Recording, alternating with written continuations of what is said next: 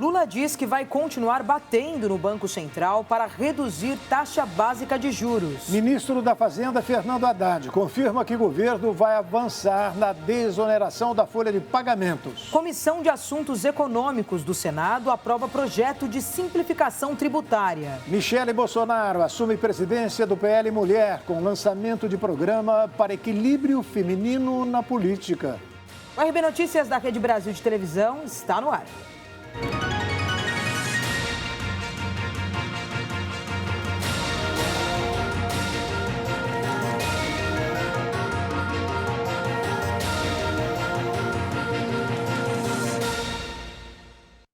O presidente Luiz Inácio Lula da Silva afirmou hoje que vai continuar batendo no Banco Central para reduzir a taxa básica de juros da economia.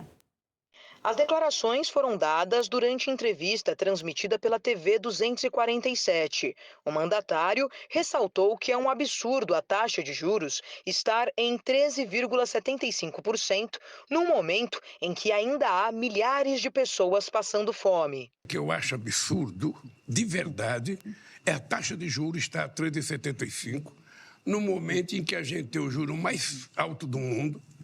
Sabe, no momento em que não existe uma crise de demanda, não existe excesso de demanda, ou seja, nós ainda temos 33 milhões de pessoas passando fome, nós temos o desemprego crescendo, a massa salarial caindo.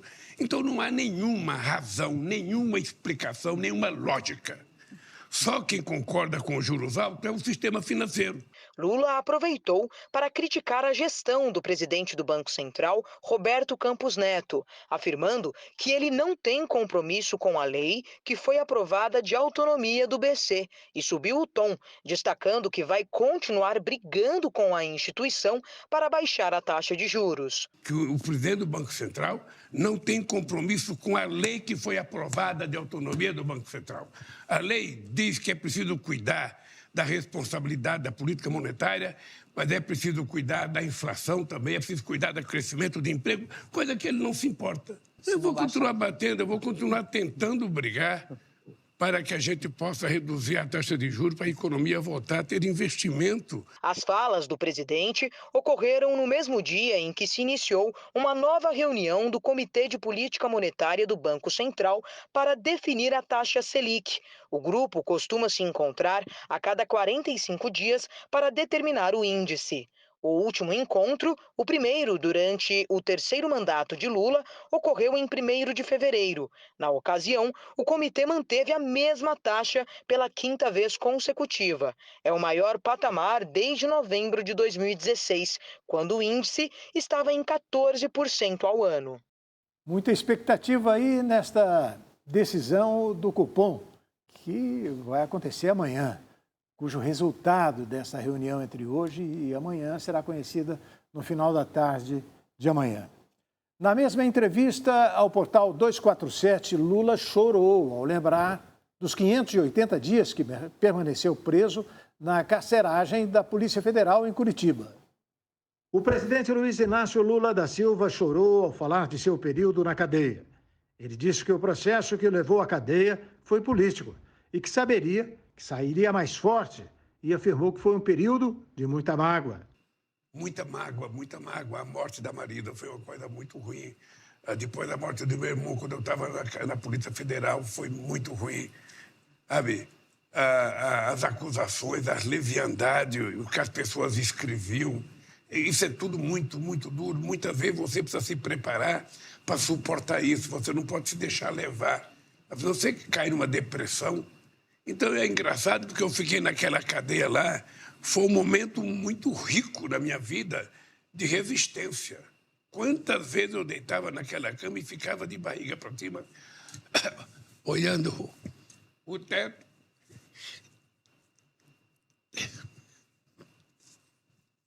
Mais uma vez ele criticou o ex-juiz Sérgio Moro, responsável pela prisão dele. E nem todo mundo suporta isso. Nem todo mundo. Você veja, você pega um cara como o Aécio, ele não aguentou uma capa da revista Veja, ele... O senhor sabia que estava sendo torturado. Como eu tinha inocência... Era tortura. Como eu tinha inocência, uma coisa que eu tinha muito orgulho, que eu nunca contei isso, mas, por exemplo, de vez em quando ia um procurador entrava lá de sábado ou de semana para visitar se estava tudo bem. Entrava 3 ou 4 procuradores lá e perguntava tudo bem, falava, não está tudo bem, só vai estar bem quando esse muro. Lula ficou preso por 580 dias em Curitiba por causa de processos da Operação Lava Jato. Foi solto depois do Supremo Tribunal Federal proibir o cumprimento de pena depois da condenação em segunda instância. As condenações foram anuladas pela Justiça.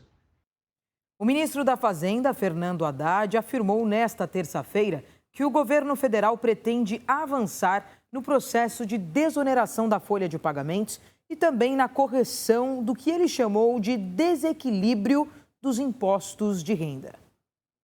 Em participação virtual no seminário do Banco Nacional de Desenvolvimento Econômico e Social, BNDES, ele explicou, porém, que esses temas serão tratados somente depois das deliberações sobre 2 prioridades na área econômica: o novo arcabouço fiscal, regras para contas públicas e a reforma tributária sobre o consumo. Nós podemos fazer, por projeto de lei, avançar na desoneração da folha e na correção dos desequilíbrios no que diz respeito, sobretudo, ao imposto sobre a renda, corrigir as distorções do sistema tributário brasileiro e chegar ao final do ano, eu digo no primeiro semestre com as medidas anunciadas e, quem sabe, no fim do segundo semestre com as medidas aprovadas. Até o fim de 2023, os 17 setores que mais empregam no país pagam uma alíquota de 1% a 4,5% sobre a receita bruta, ao invés dos 20% de contribuição patronal sobre o salário dos empregados. No início desse mês, o ministro do Trabalho, Luiz Marinho, defendeu que a reforma tributária inclua a retirada de impostos que hoje incidem sobre a folha de pagamento das empresas e que o país comece a discutir sobre a cobrança no faturamento.